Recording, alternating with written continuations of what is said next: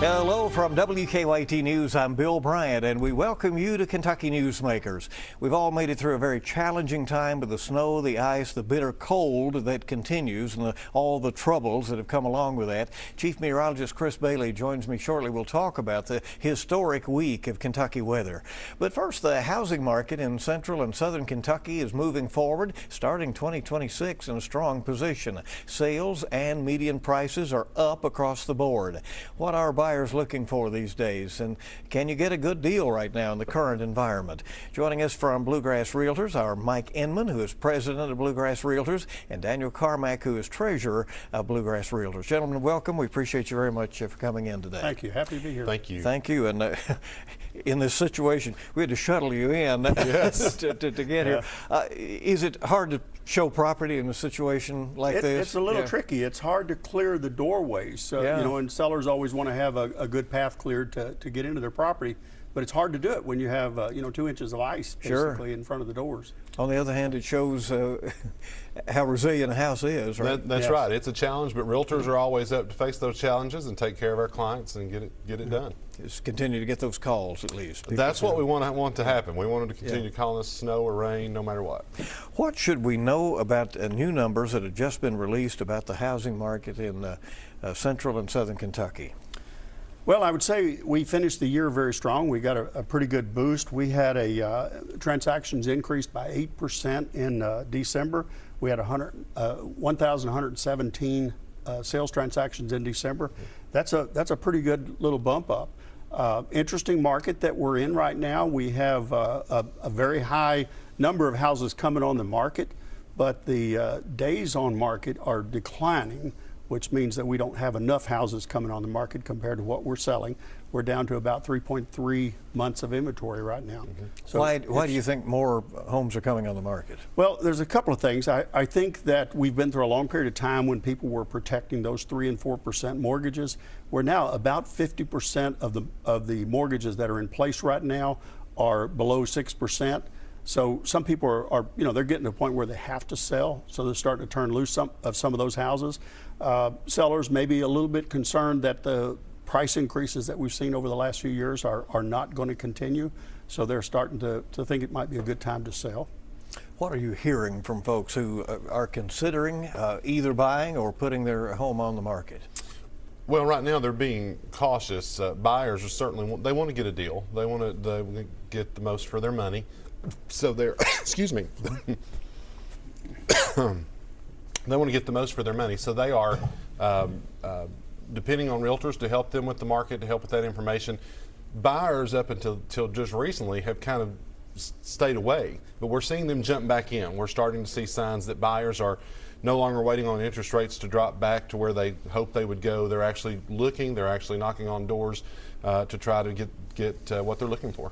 Well, the interest rates bounce around. Are they in a spot right now that is acceptable? I think that they're going to continue to drop some. That's just a personal opinion, but I think that it shows where they are now, and buyers jumping back in. It shows us that buyers believe they're getting to where they're acceptable. And I think if we see them drop a little bit below the 6% mark, I think you're going to see the market really take off and do well, especially here in central and southern Kentucky. Mike, there was a time it was very difficult to find anything to show to people, right? It was. Yeah. There was a time when if you saw a house that you liked, you had to jump on it right away, and you were going to have multiple offer situations. That's not going on so much now. It's rare that you see multiple offers now. You're seeing houses sit on the market for a few days, and so people get an opportunity to, explore financing, to make sure they're making a good decision. This is, of course, one of the major decisions that most families will ever make is purchasing a new home. So they get a little more time to think about that now. So the median price has jumped to, what is it, $285 at this point? Yeah, correct. $285. Is that all-time high? I think it's higher than it's ever been. Yeah. I don't believe there's ever been a time it's been that high. We're going up. We're still going up about 2% a year, but there was a little bit of a jump in the year last year. November was the first month, I believe, in 30 months or something like that we've seen a decrease in the price, but that was a temporary thing. December saw a little bit of a rise back up in price. So, what drives the price in terms of vis-a-vis the interest rates? In other words, if the rates are high, do people then think they have to back off on the selling price? Really what's driving the price is we look at the market overall. And a house, what we like to say, a house is worth what somebody's willing to pay for it. And so if you look at a house that's on the market and you look at their neighborhood and other homes that have sold in that same area that have some of the similar features and different things, again, if somebody's moving in, especially from a market like California, they come into Kentucky and they see that a home in Kentucky that may be $300,000 on the market in California was $500,000 and $600,000. So they may see that as more reasonable than maybe somebody around here would, but they're willing to pay for it. And so sometimes out-of-state buyers coming in drive that a little bit. It's my understanding we're seeing a lot of that. People coming from outside the market. And not just in Lexington. I think you're seeing from London, Corbin area, Somerset, all the way into Fayette County and others. We're seeing people come from states like California, from Illinois, and Arizona, and elsewhere. I know Mike's worked even Florida. Yes, yes. Because of the high interest rates in Florida and the hurricanes and so forth, there are people that are moving back from Florida, and we're benefiting from that as well. So it's more than the price. I mean, they're looking for a lifestyle, right? Well, in some cases. Yeah, and price for us here is relative to other places is very cheap. You know, I sell properties all the time to people who pay cash for them because they took equity out of a property they sold somewhere else and had enough money to pay cash. What do you tell first-time buyers they need to be doing to position themselves to be able to move fairly quickly if they want to buy and close on a home? Well, what I like to tell first-time home buyers is don't be house poor. You know, we want you to go talk to your local lender, your local mortgage person, and see what you can afford. But you certainly don't want to go to the top of that market. So start saving a little bit of money to make any necessary repairs or changes you want to make. Start, again, comparing prices of different homes, see what you want in the different neighborhoods. But again, you want to watch your credit. You want to watch what you're spending. You don't want to go buy a new boat and a new truck and then go buy a new house after that. That's going to hurt you a little bit. So we just want to make sure that they're positioned to make the best decision and, again, not be house poor. Other advice you would give that first-time home buyer? The first thing I would tell them is to get a realtor. Find a realtor that can work with you and help you, guide you through the process. They're going to tell you first thing to do is go and talk to a loan officer. Get with a loan officer and get advice on what your current financial situation is. Don't believe a lot of the myths that are out there. You do not have to have 20% down to buy a home. You can get into a home for less than that. There are differences between sources of mortgages, so you can shop around and look for the right one. Just because you go to 2 different mortgages and have your credit run, that does not hurt your credit score. That's a myth that's out there. You can shop for the better rates. Look at the total cost of getting that mortgage, though. Look at how much the closing costs are going to be, how much the interest rate's going to be, what you're going to pay for that loan over the life of it. And if you're in the other position, you are thinking about maybe putting your home on the market this spring, how should you be preparing it for the market? Well, I mean, one of the best pieces of advice is take care of your home. You know, don't put off maintenance items that need to be done. For instance, gutters. Keep your gutters clean. Keep things looking good. Make the presentation of the home pop. So in way of that, again, preparing for the spring as soon as the weather allows, do a little bit of landscaping. Make it look good and make it appealing and stand out among other listings. So, but again, declutter, simplify, make your home inviting, and just be prepared and be ready. I spent time in the military, and we always talked about clean, neat, and orderly. Keep that in mind with your house, clean, neat, and orderly. Yeah. If you've got mildew or something on the siding on your house, pressure wash that. That's a pretty cheap thing to do. NAR has said consistently over the last several years that one of the most important things you can do to sell your home is to upgrade or replace your front door. Not a terribly expensive thing to do, but that's the impression that the buyer gets the first time they walk through the door of the home. You want it to be move-in ready. You don't want someone coming to look at your home and thinking about all the things they need to do.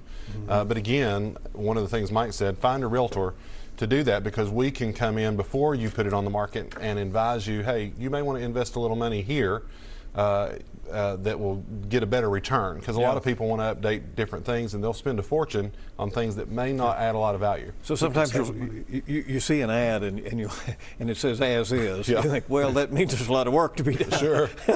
It's all on you, right? Right. I would never advise anybody to advertise their house as is, because first of all, there's no such thing as is, because if somebody brings you the right offer and they ask you to do a little minor repair, you're going to do that repair. So there really isn't any such thing as is, but as is a red flag. Interesting. Let's talk about this market and Bluegrass Realtors. Again, you operate in Lexington, and then of course the growing cities that surround it, and then down south into London, Corbin, and that area there, also a growth area. So it seems that it is the areas outside Lexington where most of the new construction is. Does it continue to be a challenge for realtors that it's difficult to get those new developments underway in Lexington? Yes, that's a really good question. The challenge of the urban service area, finding adequate places inside Lexington. And as people move up, they start out as renters typically, and then as they move up, they want to own a house and typically want a home with a little yard to it and so forth. It gets harder to find that inside Lexington with the urban service area the way it is. So what is happening is a lot of those people that are your lower middle class maybe, or middle class people, are driving into Lexington to work. Your school teachers, your firemen, your policemen. Where I live in Mercer County, there are Lexington police officers who live there. I see their cruisers there. So they're having to drive a ways to get into Lexington because there's not an adequate supply of housing in Lexington for them. And so other areas like, say, Richmond, Madison County, they're allowing more homes to be built?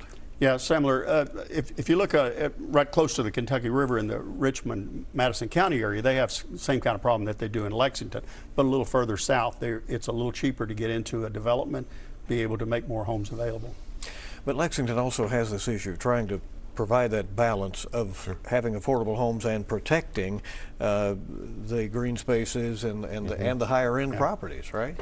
The very thing that makes this such an attractive place, I always say when you fly in over Calumet and Keeneland coming into the Lexington airport, it's like flying into a national airport or a national park. The very thing that makes this an attractive place to live is a challenge for us in trying to provide housing for people to live here. Daniel, what are buyers looking for these days? We know that changes over the years. The McMansion were in a decade ago, and then there were trends after COVID that seemed to change things. But we get the sense that maybe they're changing again. A little bit. I think they're looking for something that's updated. A lot of people are really going nostalgic again. They're looking for some older homes with some character. They're looking for something that they don't have to do a whole lot of work to. They're looking for great communities where they can raise their families and that they can have decent paying jobs. I think one of the things I'm seeing, you mentioned that our service area is pretty broad, is Bluegrass Realtor Association. Right now we service 38 counties, over 4,000 members in our association, but over 38 counties. But among all of those 38 counties, I think people, again, are looking for safe communities, and again, housing that is not too old, but again has a nostalgic feel to it, that is updated kitchens, updated bathrooms, updated things that make their life convenient and easy. Yeah. People are also looking for quality of life. They're looking for good schools. They're looking for high-speed internet. Fortunately, there is a program going on in Kentucky right now to get high-speed internet to the last mile, and people are looking at that. That's probably the number one or number two question that I get asked when somebody calls about a property is, does it have high-speed internet? They're looking for road network. They're looking for shopping. I think a lot of the things that have been going on for several years in larger states or larger metropolitan areas is people are looking for neighborhoods that have mixed use. So you don't have to go so far to shop or something. I think that's why these discount little stores that are showing up. I won't name a name, but around, that's why they're so popular, is because they're close to where people live. So we're seeing more of that. Yeah, Mm-hmm. We are. And you mentioned builders earlier, and kind of that scenario. I think one thing that builders and developers are looking for is less restrictive zoning. You know, across our 38 counties, that not just in Lexington, but across those counties, we always hear planning and zoning is the more restrictive it becomes, the harder it is for builders to really build what people are looking for, or to make money. Because builders have to make money. That's their livelihood as well.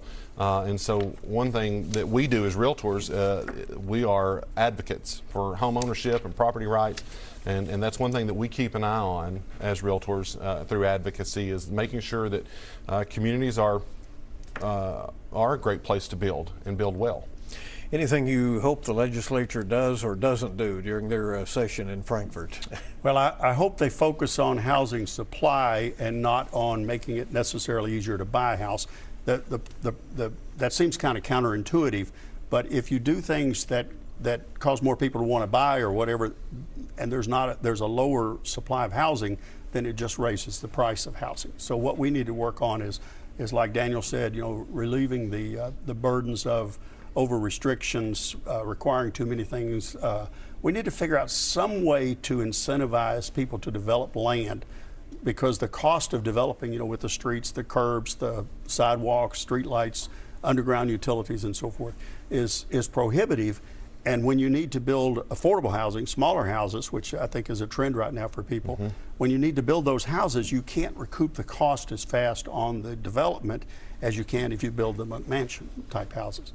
So we work really well with our legislators. Realtors, again, are advocates for our consumers and for private property, and we work really well with the folks in Frankfort, and really try to help them, have open dialogue and conversation when they're crafting legislation, how we can advise them to some things that are best. And so what we hope continues is, of course, that open dialogue. But we also, like Mike said, we want to see local control. It don't always have to be controlled at a state or a federal level. Local control is sometimes better, because what's best for one community may not be a one-size-fits-all. All right. Gentlemen, thank you. We appreciate you coming in very much. Thank you very much. Appreciate it. We hope you'll stay with us. We will be back with WKYT Chief Meteorologist Chris Bailey. We'll look back on what we've just been through in just a moment.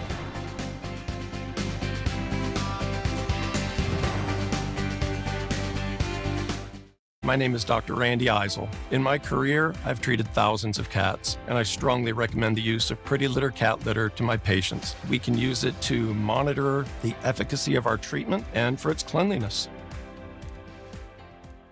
First Alert Weather Now, radar, local weather conditions, fast cast forecasts, and more. Watch it wherever you stream WKYT 24/7. First Alert Weather Now is sponsored by Bryant Heating, Cooling, Plumbing, and Electric. Skyrocketing utility bills? Champion Windows can help seal up your home with our buy two, get two free sale. Did you know your windows can be the biggest source of energy loss in your home? Just the smallest gap around one window could be equivalent to a 12-inch hole in your house.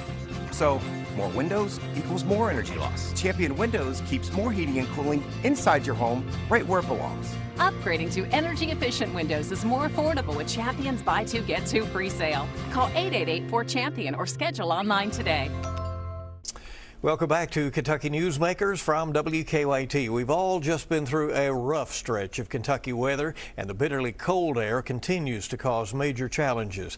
WKYT Chief Meteorologist Chris Bailey sounded the alarm days ahead of the storm and then helped lead us through it. This was something you identified this when it was still out in the Pacific Ocean. Right. We started talking about how the hurricane hunters were flying missions into the energy, which was off the California coast at the time, because you could see this coming. It was going to be a monster storm across much of the country. It was just a question of how much of which precipitation type any one location would get. This thing went from Mexico, the border with Mexico, from Texas, New Mexico, Arizona, to Maine, and the border with Canada. And then it was such a brutal storm, and the deal is it changed every few minutes. I mean, and so, a lot's made about predictions of snow accumulation and all that, but the ice would bring down the snow totals. Exactly. And that's what we were watching. We said it the entire time. The more ice you get, the less snow you get. The more snow you get, we were cheering it on. I kept saying in the days leading up to this,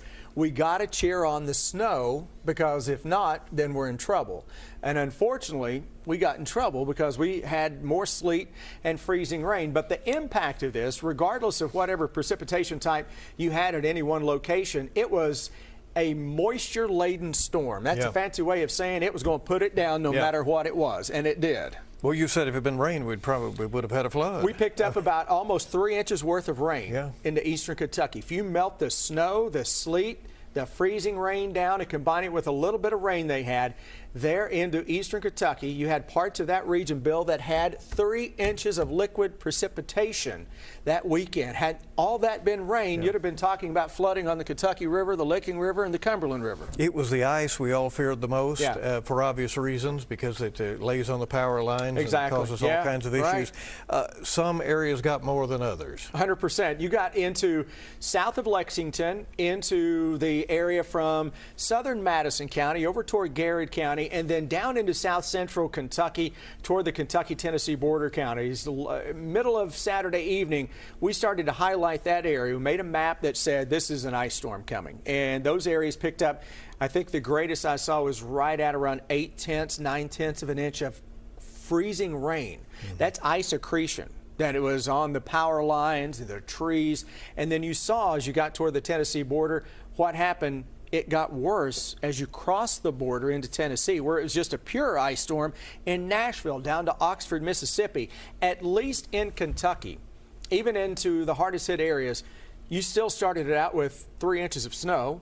Then you had an inch or so of sleet, and then you went over to the freezing rain, and then you ended it as a little bit of snow. Without the benefit of fancy graphics and just a little science lesson here for folks who have a little time to look back on all of this now and realize how this happened. How is it that it can be so cold and you have, different forms of precipitation like freezing rain? Sure. Okay, let's think about it like this. Think of this as the clouds. You've got snowflakes that are coming from the clouds. Down here, this is where we live, all right? So you got the column of air in between the clouds and the ground. You have snowflakes falling through. And then all of a sudden, there somewhere, in this case, about 4,000 or 5,000 feet above where we live, you had a layer of temperatures that were above freezing. So you've got a below freezing here, above freezing here, and then we were below freezing down here at the ground level. So it turns back into rain. 4,000 feet above. Right, but it does not have enough time to freeze into sleet. So all that, as it just hit on contact and just iced up instantly. That's how you get freezing rain. And unfortunately for us, Bill, is that we're not able to sample the atmosphere from cloud to ground in every location at every moment of the day. Sure. We only get balloon launches that do that, and the closest balloon launches we get are Nashville, Tennessee, and Wilmington, Ohio. And it was a different experience, just one county to the next. Oh, 100%. We had greater than 12 inches of snow into northern Kentucky, and then you had the ice storm into the southern half of the state. The bitter cold continues to be harsh. It has been this way now, as this program is airing over the weekend. We've been more than a week into this. It's rough. What is providing that? It's an endless supply of Arctic air. And now you think about it, not only are we getting these Arctic high pressures to come right out of the North Pole, kiddos, but now that we've got this snowpack in place that goes all the way, snow and ice, into the northern Gulf states, through the Tennessee Valley, through Kentucky. Well, from Kentucky through Illinois, Indiana, Iowa, Wisconsin, Minnesota, the Dakotas, through Canada, all the way to the North Pole. Now there's nothing but snow on the ground that entire length of that piece of real estate. So the air never has time to moderate because it's coming over a snowpack the entire trip down into Kentucky now. Wow. And it's not a record-breaking cold.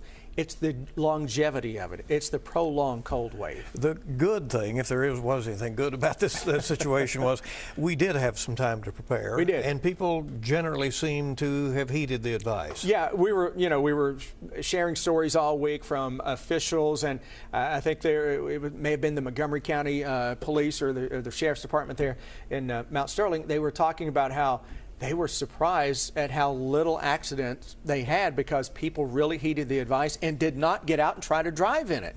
So they did heed the warnings about this, which is a good thing. Now, you know, Kentucky, as we're taping this and as it's airing, is still pretty much shut down from that storm because of the cold and just the pure longevity of this. And, you know, unfortunately, we're now going into February. We remind ourselves that winter isn't over. It's not over by a long shot. And we have seen significant snows and winter ice and activity in March and beyond. That's right. I can remember growing up in eastern Kentucky, early April 1987, Pike County, I think, had 30 inches of snow. 2 days after it had been 75 degrees. We don't want anything like that, but as I look at the month of February, you know, on my winter forecast, Bill, I was hopeful that we would kind of turn the corner and have a little early spring. It's not going to happen this year. This is a pattern that is kind of locked in place, and while it's not going to be as extreme all the time as what we've been seeing from time to time into February and even early March, don't be surprised if we aren't talking about a few more winter storms and Arctic outbreaks across the land. Before you know it, we do have to, though, start getting ready for spring severe weather season. Right. And it kicks off, what, early? Early March is severe weather preparedness time in Kentucky. And, you know, we look back at years past, we've had severe weather outbreaks in February. And that severe weather season that is just around the corner, it's hard to believe that it is almost here. So even as we're talking snow, ice, and brutal cold, this is the time of year for folks to start thinking ahead to severe weather and the safety plans and the safety preparedness for schools and homes and businesses alike. And, you know, a big thing right now for a lot of folks out there, Bill, is storm shelters. There's been a big, more and more of big blow up of businesses that are installing storm shelters. And given how extreme the weather's been here in Kentucky with the numerous tornado outbreaks we've had, goodness, just this decade, you know, folks are wanting those. As we wrap up this discussion, we talked about this decade. It's very interesting. Oh, gosh. 2020, which was the horrible COVID year, it was, obviously. That's right. But it was a nice classic year with the seasons. It was a beautiful year. And then it was beautiful. It was. And then as soon as we hit 2021, if you recall, January into February, we had the back-to-back ice storms, and then we followed that up with massive flooding along the Kentucky River and much of eastern Kentucky, and from there it was game on. Mayfield, you had the deadly flooding in eastern Kentucky, you had the shutdown snowstorms and the bitter cold temperatures, the massive flooding this year. You'd think Mother Nature would cut us a little break sometime, right? A lot of volatility. Yeah, we still have 4 years to go in this decade. We deserve a break. All right, thanks for stopping by. I know and a great job, and it's been I know a tough couple of weeks. All right, everybody, stay with us. We'll wrap up Kentucky Newsmakers in a moment.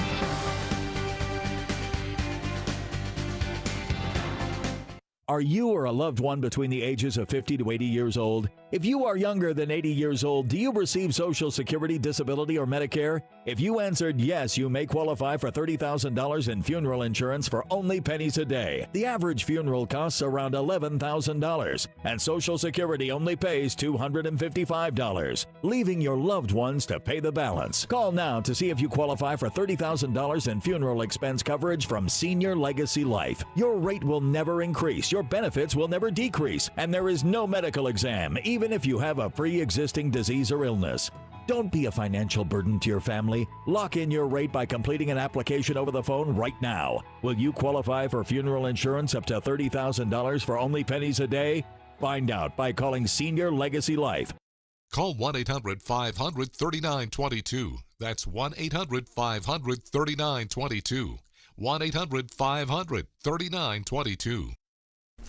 Before we go, as the Kentucky legislative session continues, we'll continue to cover that on WKYT, on air and online. We thank you so much for joining us for this edition of Kentucky Newsmakers, and we hope you make it a good week ahead.